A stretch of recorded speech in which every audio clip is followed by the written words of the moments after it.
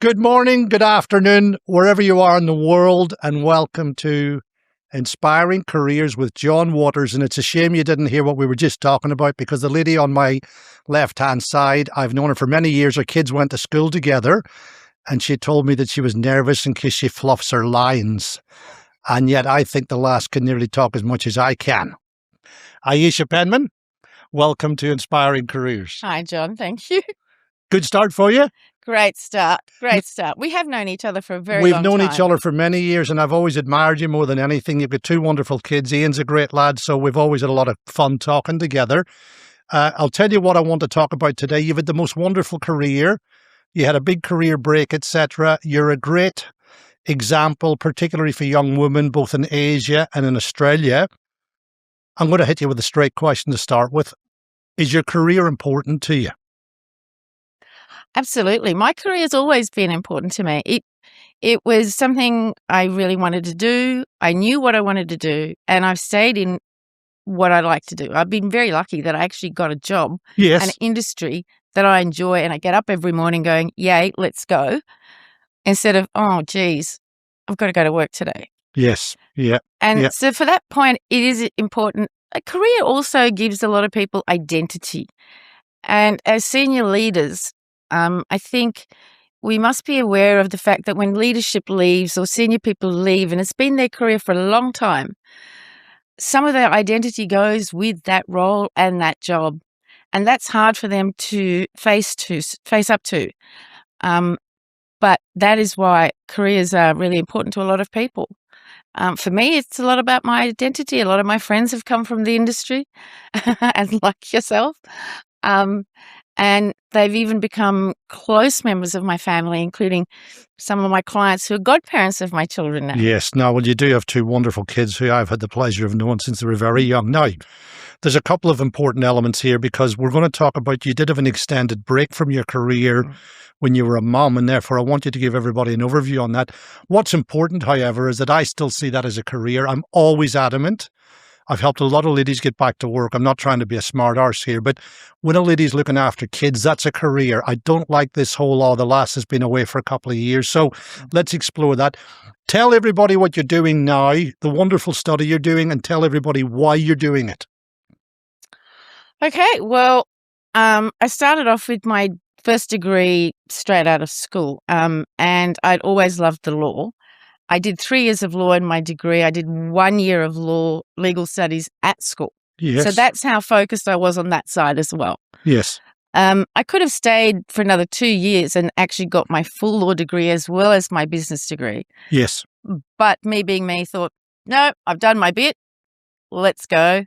I get a year off now, because my parents had said, if you can graduate before you're 20 or you're 20, you can have a break till you're 21. Yes. Well, I had a break, modelling and whatever, for about 8 months. And then my parents, I think, got a bit annoyed, my mother in particular. And I woke up one day to a lovely sticky Post-it note on the kitchen table. And in her writing, Ayesha, you should apply for this. Love, Mum. In other words, you will apply for this. Love, Mum. Yes. So I did. And it was for a sales support role. In those days, that's what we were called. And I applied for it and went for the interview with a guy called Michael Dunn. And Michael, if you're watching this, you probably will remember it. And he said, so what do you know about computers? And I said, they come in grey. And then he said, no, I'm being serious. And I said, and so am I. I thought this is a sales job, not a technical job. So if it was a technical job, that's definitely not me. But if it's a sales job, that's definitely me. So I got the job. Yeah. And then we were acquired 6 weeks later by another company. Now, that dude had no idea about the team he had bought, the people. See, research is important, John. We'll go back to that. Yeah. So he hadn't researched who he'd actually bought in that team. And the first thing was, we'll keep all the packages the same, blah, blah. Not to worry. And I put my hand up and said, excuse me, can we have a conversation afterwards, because I just need to have a one-to-one chat. So we went to have a one-to-one chat. And he said, "What's wrong?" I said, "Well, actually, I'm not happy with the package I'm on right now. This is what I think I deserve." He agreed to it on the spot. I thought, not bad. 6 weeks, you got first pay increase, and it was decent. Off we went working for the new company. It wasn't until about 3 months later that he came and saw me, and he said, "Hey, I want to talk to you. I've just been reading your file. You were only just hired when we took over." I said, "Yes. And I gave you a pay rise straight away." I said, "You don't get if you don't ask." And then I was promoted to an account manager about 2 months later. Yes, yes. So that was my sort of heading into the career. Yeah. And I've loved it. So Yeah. I've been really lucky. Well, you've had some wonderful jobs even in Canberra, etc. Let me ask you this question, and I'm going back a little bit because I love talking to people about the culture and their people, etc. Your mum and dad are Indian? Or Yes. were their parents, because you grew up in Canberra then? I'm being pedantic here, yeah. So mum and dad are born in what is now Pakistan, Okay. but yeah, before yeah. partition. Yes, was 1947, 48, yep, yeah. Dad's still around. He's in Canberra. Yeah, yeah. And so, yes, I'm born in India and educated in India for my primary school education. Yes. And then I came here and did nothing for about 5 years till our education system had caught up to where I was already at. Okay. Because India's education system is way more advanced. Okay. We have to know our 12 times tables before we get to year one. Yeah, yeah. And running writing before you get to year one. Yeah, yeah. Hence why some of the discussions we would have as parents no, well, at I the used school. to get incredibly worked up about modern teaching. Yes. But certainly that's a story for another day. So I did that beforehand. So that's why I was able to graduate early, because they just couldn't keep me repeating to catch up with my age. Because in Australia you go by age, whereas in India you go by ability. Yes, yes. Yeah. In your career in Canberra, pre-kids, you got into senior roles very young.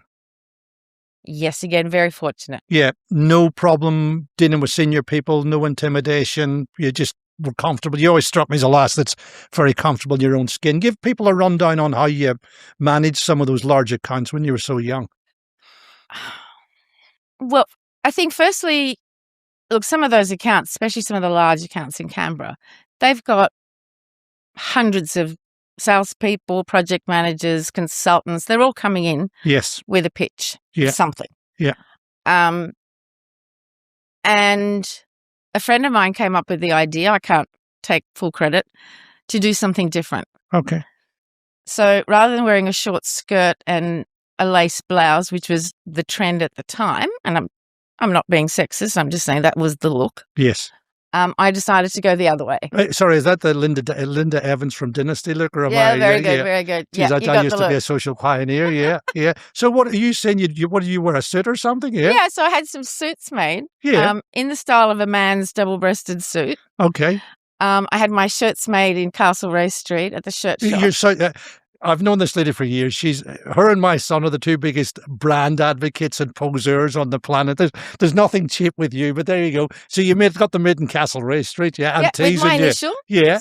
I had the ties, the lace-up shoes. Yes. And I went to work, and I remember one of my managers at the time said, "You can't come to work dressed like that."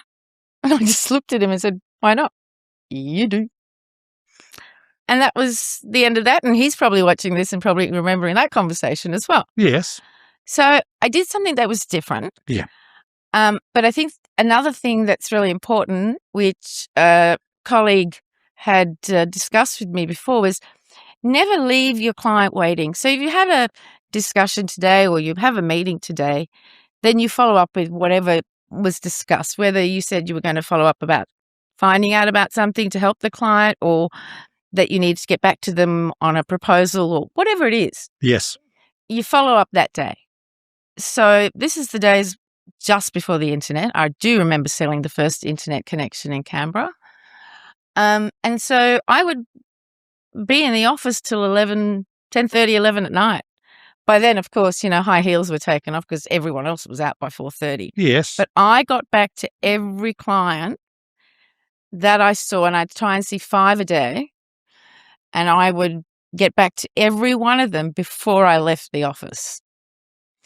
And then I would continue to follow up. I always hate it when clients have to ring up and follow a company up. Yes.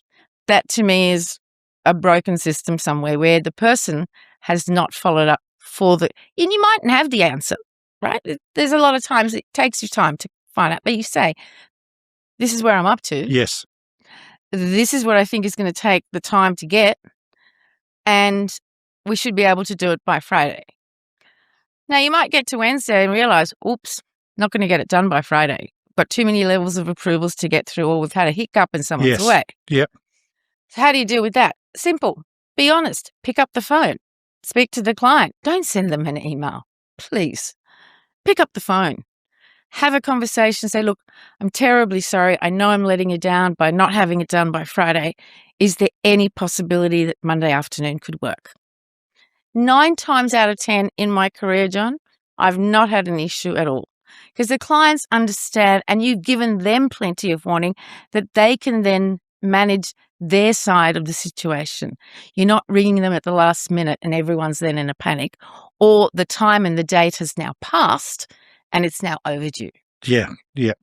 Now let me ask you this question. This is going to be like speed dating because I've known this lady for many years and I could talk to her for 10 hours because she's so interesting. So let me ask you this question. This is before kids. You're growing your career. You're becoming senior now. Were you getting any training, or is this? You've always had a very common sense approach to business, funny enough, which I've always admired. But when you're developing all these strategies and selling, did you do any training? Did anybody train you, or are you self-taught initially before you came very senior later in your career, if you like? Well, Dad being in IT sales, I sort of grew up in that atmosphere at home. Okay. So, and your dad would have been one of the most respected salespeople in Canberra, wouldn't he? He was quite famous as well. Yeah. He was. Absolutely. And I watched how he entertained, how he managed his clients. I mean, a lot of his clients would come home and my mother would entertain and so we got to know their families. Yes. And I realized that having that relationship is actually the most important thing. So my dad said something to me one day. I was a bit nervous going out for my first sort of client meeting by myself. And he said to me, Ayesha, if the client wants to talk about growing carrots, learn to grow carrots. In other words, you need to have a discussion of what your client wants to talk about, and you need to understand what they need or go and research it. But if the client wants to talk about growing carrots, talk about growing carrots. Very good. Very good. Very good. So you were then. So that was my training. Sorry. That was my training from Dad. Okay. Yeah. The other training, which I thought, and I still use to this day, is the discipline. Sales is a disciplined profession. You have what you have in pipe now. You have what you think might be in pipe for next year. You have what you think is going to be closing this year. So you've got to have different opportunities, proposals at different times and in different phases, as well as current delivery work that's happening on things that are already being sold and now being implemented for the client. So you've got a lot of balls at different stages that you need to juggle. Way back, one of the first training courses I was actually put on was Mercury training. By a guy called Adrian Norton, who's probably watching this from the States, so thanks. He's another person that I've met through the industry that is a godparent to one of my sons. Yeah. And Adrian was running that training. And the way the system worked was a daily sheet, but then the follow-up sheet. So you never missed an item. You never dropped a ball on a deal because it was there every day. Every day, follow up every day. And I use that to this day. And I've been known to be the Sunday night emailer because I like to start Monday morning with there's nothing left on my plate. It's a new week. So on Sunday nights, I always say to my team, don't log on because you will see Ayesha's going through her list. And she's got things that need to get followed up this week. And so I will send out those emails on Sunday night. So on Monday morning, when everyone logs on in the teams, they can see exactly what they need to do and when we need to get back to the client on that opportunity, whichever stage it's at. Yeah. And same with delivery. So that was the Sunday night thing. And a lot of my team will laugh in the different companies, go, yep, we know her Sunday night list. But it means that you have a clean slate and you can then follow all those things up again that week to make sure you didn't drop the ball. Yeah. How long were you off work for when you had your kids? 12 years. Okay. Let me ask you this question completely unannounced because I'm going to throw you around a bit. Are you a better business professional having been a mum?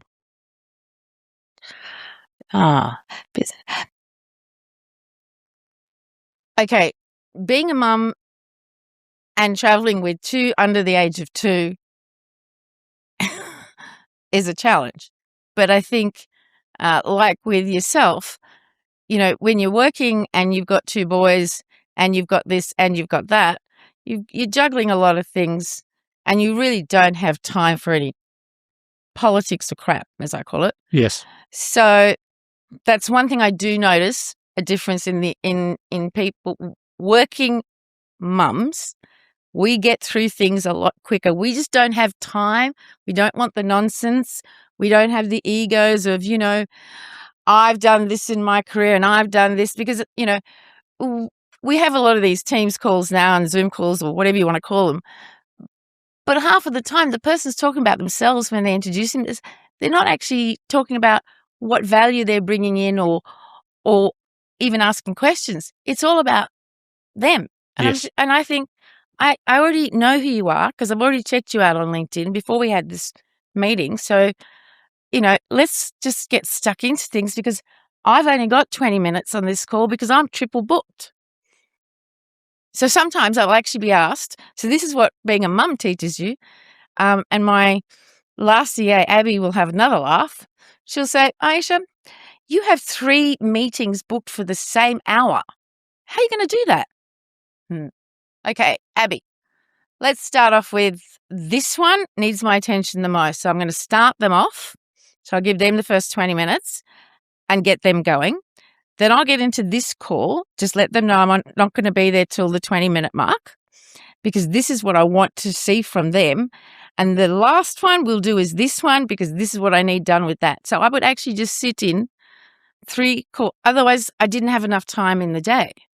So that's what, juggling a lot of things tells you. Now, would I have thought of that back before I had kids? Probably not. Can you run 3 calls? Can you run 3 calls, not attend? Run 3 calls and run 3 opportunities all at the same time. Yes. Yeah. Yeah.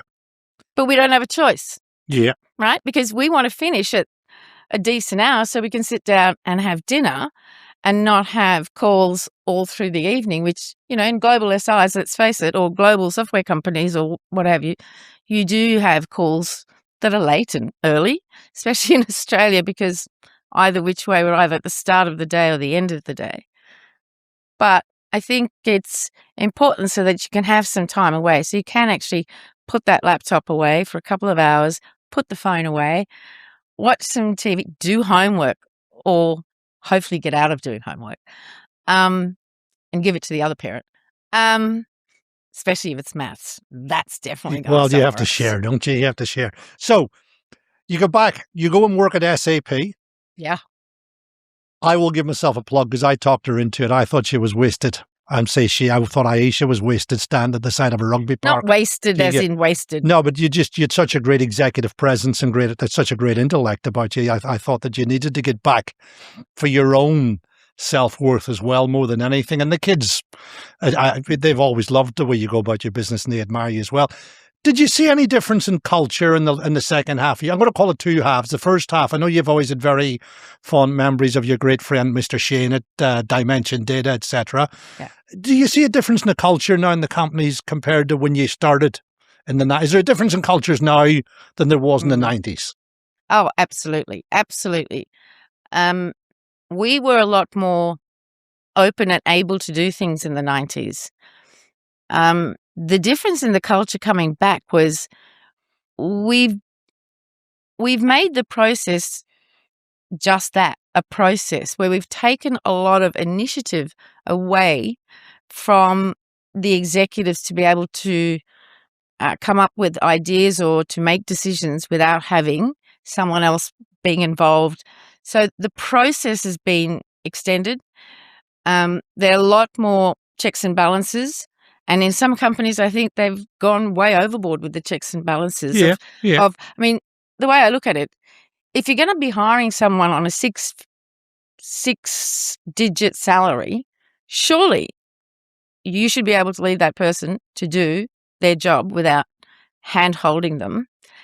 And you need to give them some sort of responsibility and accountability. It has to go in together. You can't say you're responsible for this, but you don't have the authority to perform it.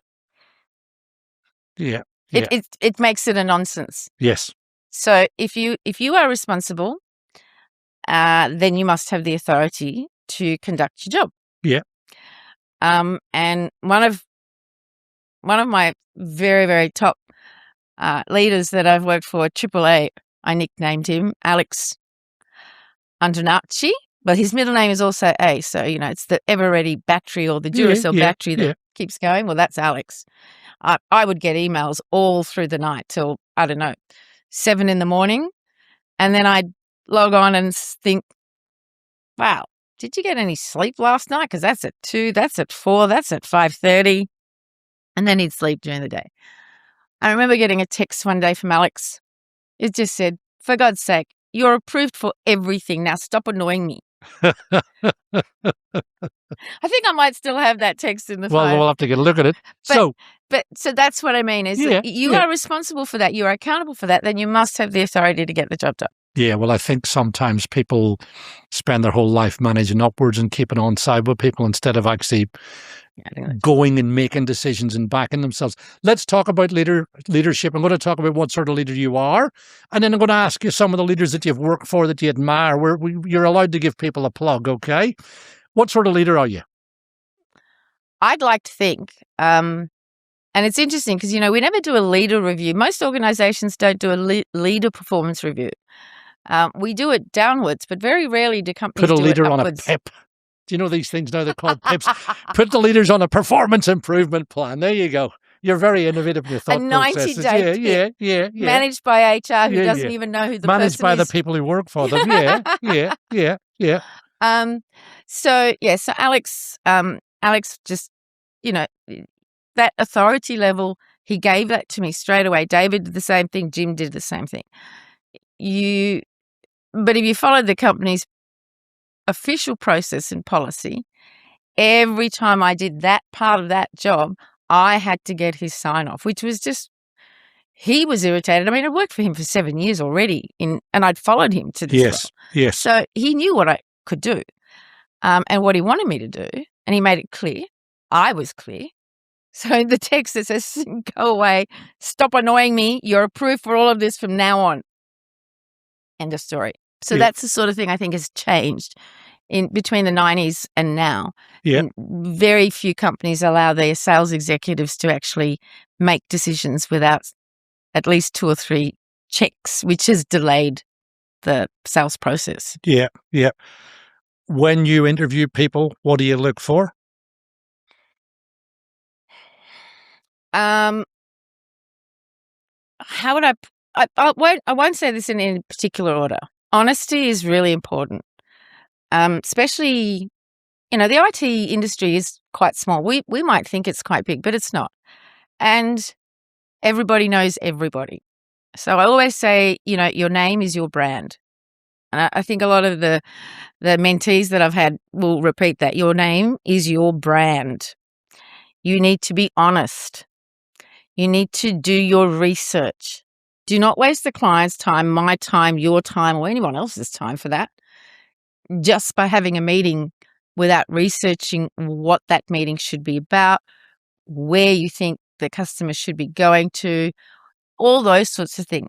There's so many times that I have attended meetings and no one has actually researched who I am. And I get asked the most stupid questions then because I really think, geez, you didn't even check me out on LinkedIn. I mean, seriously, that to me shows a lack of respect. Yes. Good manners, I call it. I've been harping on about that for years. So from that point of view, I think things have changed. And the relationships are much more guarded now. But again, relationships matter. Even when I came back after 12 years, wow, I've been to a client's wedding. I've been to another client's baby shower. I've been to a baby christening. I've been to a few other things that I will not repeat because this is on air. Well, but that's, in fact, let me ask you this then, because you've always struck me as a lass who actually wears her heart in her sleeve. Do you still, in the modern world, wear your heart in your sleeve in business? Yeah. I do. Maybe that's not a great thing. No, I think it's magic, but not everybody has the personal. Funny enough, let me use a great Latin word. Not everybody's got the dignitas and the self-esteem and the self-belief to continue to be who they are. What would David Shane say about you? What would David Shane say about me? Well, you'd have to ask David that, but I know what he's put in his book. So he would say I was a good hire. Yes. Yeah. Yeah. Yeah. I caught up with him just last year, actually. Yeah. Yeah. And David is and that gentleman, and I don't know him particularly well. I've had the pleasure of meeting David Shane a couple of times. One of the great stalwarts of the Australian and Asia Pacific IT industry. Started a company called Comtech with his brothers, which grew into Dimension Data. And everybody that I've ever talked to has always had a good word on the gentleman, to be fair to him. There you go. I'm giving you a plug. There you go. Yeah, good plug. So he's got a book out, The Dumbest Guy at the Table. Okay. So he pretends he's the dumbest guy at the table, I would think and that he's hired, yeah. a lot of good people. Which again, he gave us the authority. He. I don't know how he rang the others, but I know I got a call in Canberra from David here in Sydney saying, Comtech, we're going to go direct, and I knew David as a distributor. Yes. We're going direct to customers, and I'm putting together a dedicated sales team to start this off. So we couldn't say anything to anybody. Zip mouthed, everything was fine. I moved to Sydney, went to the office, and it was just a temporary office at that point for the salespeople. And David's philosophy was quite different. I've never seen it before, never seen it since, but it worked. He said, because, we didn't have a pipeline. We didn't have a customer base. We didn't have a number. So sorry, excuse my ignorance in the. So are we saying in effect that the Comtech organization went from what I would call a value-added distributor to becoming a systems integrator? Yeah, which meant that they engaged at the end user as well. Correct. I'm not trying to be clever there. Hopefully that gives everybody watching a bit of an overview of the difference in the two types of organizations within the industries. Yeah. Yeah, and so from that point of view, we had the technical know-how people. That was good. But we didn't have enough to do implementations because, we were supporting other resellers in the past. Yeah. So this was a new team. We didn't have a template. We had a letterhead. We had a logo. And that was pretty much I'm trying to think what we had. Word Perfect or Word on MS-DOS or on the new Windows platform? It wasn't that long ago. I'm teasing you. You expecting us to get some chalk out now? Might as well chisel something out for you, John. No, his philosophy was, I've picked who I want. I've handpicked it. The MD's owner has handpicked it. He put us together. I didn't know anybody. I have since made friends with quite a few of them. And I had no idea of anybody there. And he said, okay, for the first 6 months. Now, I'm not sure if I'm talking out of turn here, Dave. So if I am, apologies. It was a long time ago. 6 months on full commission.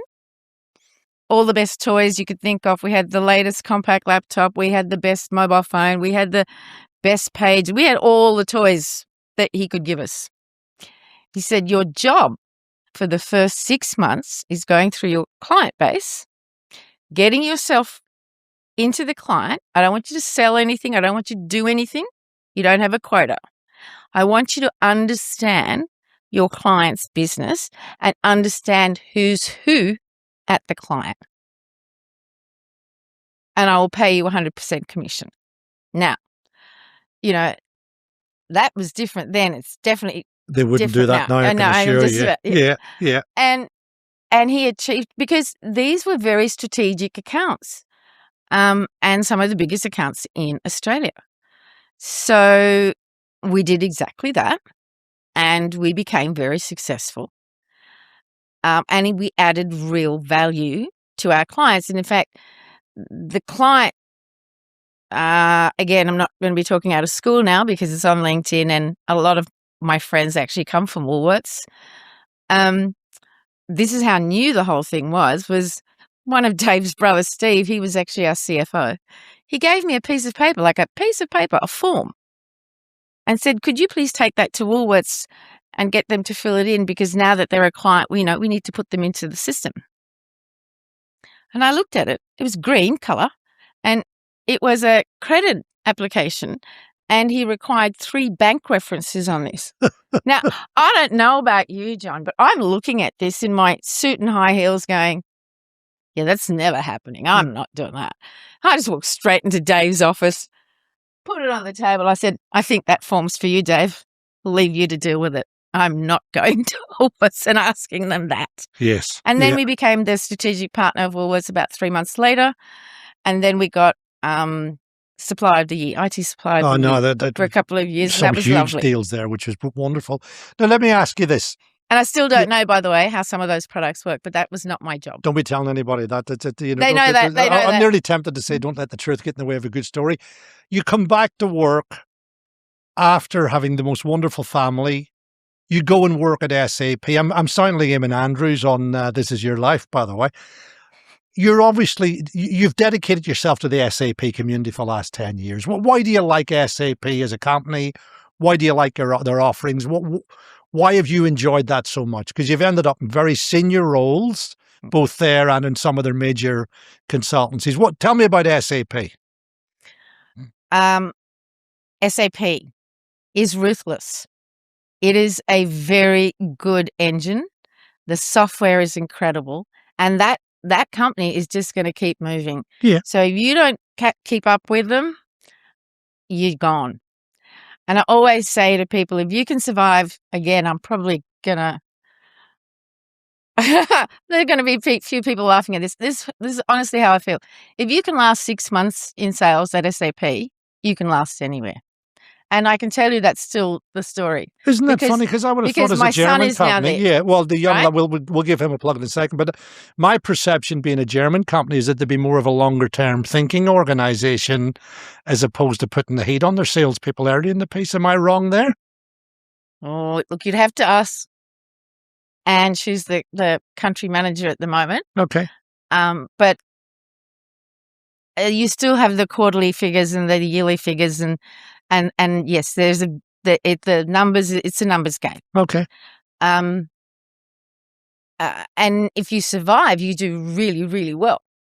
If you don't survive, you're out. Yes. So that's what I mean when I say ruthless. Yeah. They have all the support there for you. I mean, I've never seen so much support. You have pre-sales, you have solution architects, you've got value advisors. The amount of support that a salesperson gets nowadays, you just never had that before. Yes. Yeah. And the same goes in the SI world. The teams that I have now are much larger because deals are larger, but the amount of sharing of information is done a lot quicker than obviously beforehand. But I think the same principles apply today than they did before. Yeah. Yeah. And you've enjoyed working in these big consultancies I like being as well. with SAP because I suppose, after it's more than 10 years in the SAP world, I kind of know most of the people, and I kind of feel like SAP is my extended family. Yes. And, I can say that, honestly. I mean, when my mum passed away, it was very sudden. It was totally unexpected. I was seeing a client in Melbourne, and I flew back that Friday night. The flight was late landing into Sydney. How unusual. It was too late to ring Mum. And I rang her every day. So I thought, don't worry about it. I'll ring tomorrow morning. But then things happened that night, and I never got to make that call. Now, unbeknownst to me, obviously I go straight to Canberra to be with my dad. And I've spoken to my company and said, this is the situation. I'll be in Canberra for the next little bit. I rock back up to SAP and I haven't spoken to anyone. I haven't, there's a lot for me to organize for my dad and organize things for the funeral, etc. So I didn't say much to anyone. I kept quiet. I walked into SAP the week I came back to work, and a guy called Greg Miller, and Greg, I hope you remember this, was standing near reception on level 7 in Walker Street. And he literally came up, gave me a big hug and said, "We're so sorry to hear about your mum," which of course that meant I burst into tears. And I said, I can't talk about it. We're not talking about it. But so many people came up to me that week in my different meetings at SAP to say they were sorry. I received flowers from people at SAP, etc., etc. That's what showed me the family that I was working with. Yes. And that's what I love is that, I get to go and work with people I really enjoy. I have customers I really enjoy. So for me, it's easy for me to make that decision. Yeah. No, and I must say the technology is great. Didn't I not say that? Oh, well, I mean, you've taken a lot of money off people selling their technology, so I'd like to think you believe it. Let me ask you a couple of questions to conclude with, because I'm enjoying immensely talking to you. So let's talk about you. What do you do to relax, and what do you do for your own professional development? Okay, well, that's one of the things I really thought about a couple of years ago. I was thinking about, well, where do I go now? I had the APAC roles of what I wanted to do. The only thing was, okay, you take the APAC role and you make that bigger. Then you have a global role, which sounds great, but I still have 2 boys and they're still based here in Sydney. So even though, whilst they were in high school, when people would say, "Oh, and where is your mother today?" One of my sons would say, "Oh, I'm probably on a plane somewhere." She catches a Qantas plane like you catch a bus. So you can do that, and that's great fun. And I had an absolute ball. Don't get me wrong. I mean, it's not like, you're in a 4-star motel somewhere. Working for the SAPs, the Accentures, the EYs, you're treated pretty well. Yes. Spoiled, actually, I would say. Oh, no, not spoiled enough. You need to treat us even better. Needed to get that plug in. But, that I did that for 10 years, which was fantastic. But then there was a point in my time where, Dad was getting really old. I'm the only one that looks after him. And I thought, well, what else do I want to do? I love being in sales, but hang on a minute. I've always loved the law. So I went back to uni. I made the decision to go and actually finish this degree, but I didn't want to just do a normal, you can get a legal certificate, you can get, I think, a diploma and something else. I just went for the whole lot and went, I'm just going to do my Juris Doctorate of law. Now, this is interesting because, can we almost call this, let's use some trendy YouTube terms, right? Is it a career pivot? It's not a total pivot. It's a career enhancement. And I'll tell you why I'm thinking it, what my thoughts were about this. Technology is really taken on more and more roles. We've got AI, we've got data, we've got cybersecurity. We've now got some major money laundering systems all around the world. You just have to watch the news any night and you'll see there's lots. But in that process of the technology changing so quickly, the law needs to be able to keep up. And what we saw in COVID was nowhere in the world were we ready to address the fact that things would be done remotely, not on pieces of paper. The judge in law is not sitting in a courtroom. Yes. Your jury is segregated to their own homes. They can't even be together as a jury.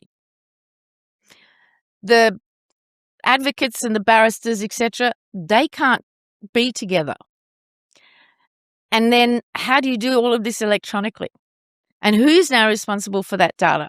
And who's responsible for data that's sitting in different clouds that we're now sharing? Because we have to. Yeah. So those laws hadn't been even considered. And we see the law changing all the time, which is really interesting for me. For example, 2 years ago, there were issues if you contracted through a cloud provider who then provided something through an internet provider who then provided it to a customer. And if one of those centers was down, everything to the client was down. But who's responsible? So a lot of those things, if you looked at the current legal cases, you would actually say was the final contract is the contract between this company and the user. Well, now that's changed. The law has changed that to say, well, actually, no, the person that started it can also be included, that company can be included into that case. So I find that fascinating to watch, the law changing so quickly to It'll deal enhance with your technology. commercial skills as well. And I think that's really important because clients need that kind of feedback as well. They want to know what is happening. How is this going to affect my company if I do this? How is it going to affect my clients, their customer base, their business, their risk? So that's where I see things are going to start to go. No, I think it'll continue to enhance your career. Second, last question. Whew, nearly made it. What advice have you got for young people? Discipline, honesty, research, humility, laugh, and the last one is very important. If you're not enjoying it, find something you like to do because people excel at whatever they want to do. If they enjoy it and they're interested in it. If you're asking someone to do physics, for example, and they're really, an arts person, that's not going to work. That person's going to hate it every day. So I think choose something you like, that's interesting, that you like, and then use the discipline, use the professionalism, and keep that going. And remember, networking is key. Relationships and networking is key to any organization in any role. I mean, the fact is we laugh about, you say, how many phone numbers have I got in my phone? And I keep going, well, who do you want me to call right now? Because I've got most people's numbers in the phone.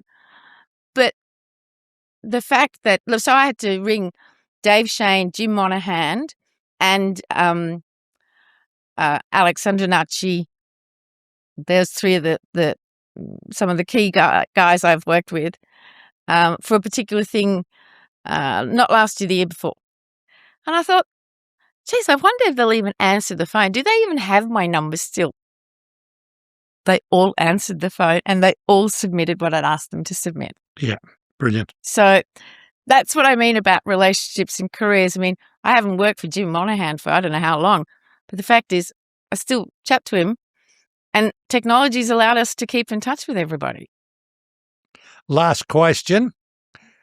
Are you proud of what you've achieved in your career?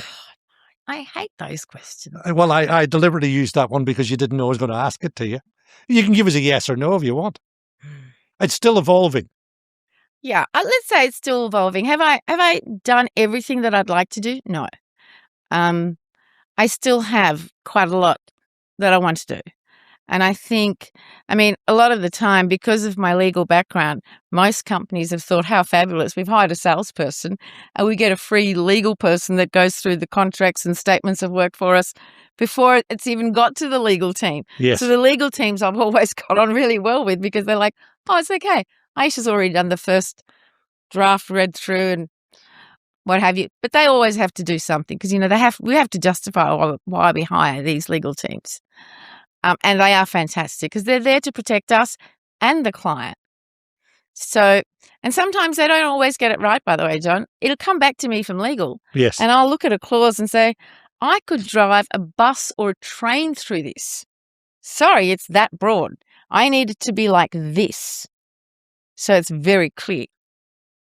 So, because again, they're not the technology person, they're the lawyer, so they don't understand what we want to do in the program. So it's a bit of both. So no, am I proud of what I've done? I'm proud of different things that I've done. I was the first coloured model for a long time. It was a bit of a chance that the agency found me in a shopping centre and said, come. And I was, and my partner, oh geez, if Ellie Ellie listens to this. Still very dear friend of mine. She's Norwegian. Ellie was as pale as I am tanned. She's white blonde, Norwegian. I'm Indian. So we were partners as the 2 5/8s. The short ones have to come out front, which is 5/8s. I could tell if she was turning left or right, whether I was making a mistake, she's making a mistake. Again, careers, relationships. She has a very big career now in the government, very, very serious career. And, we still chat a lot and talk a lot. But having that, I was proud of what I achieved there. I only gave that up because I was selling IT, and one of the squadron leaders in the Air Force made a comment on an outfit that I'd worn in a fashion parade 2 weeks ago. And it was a bit of a risque outfit. So as soon as that happened, I went, "Oh, That's when you that's suddenly it." became conservative. Yep. I went, "That's not happening again." Okay, that's got. But I used those skills in my everyday sales skills, because people would say to me, "How can," as you said, at a young age, "how can you stand in front of all these people and talk and present?" And I say, simple. I got clothes on. I'm not in any teeny weeny bikini. I'm all good. Got clothes on. I'm fine. Let's go. Well, that is a wonderful way to conclude. Now, listen, are you happy with yourself? Because you were nervous beforehand, A right? little nervous now. Do you think John. you did a good effort there? Because I think you did. We're going to finish off. That is the wonderful Ayesha Penman. Our kids went to school together. We're great personal friends. I admire the lady. She's had the most wonderful career. She is a great example for all our young, wonderful ladies in particular around Asia Pacific. Our new careers channel will have a big focus on India, for example. I'd just like to thank Ayesha, and more importantly, I'd like to thank you guys for watching. Come and watch us next month. We will have another wonderful lady on the show. Thank you and goodbye.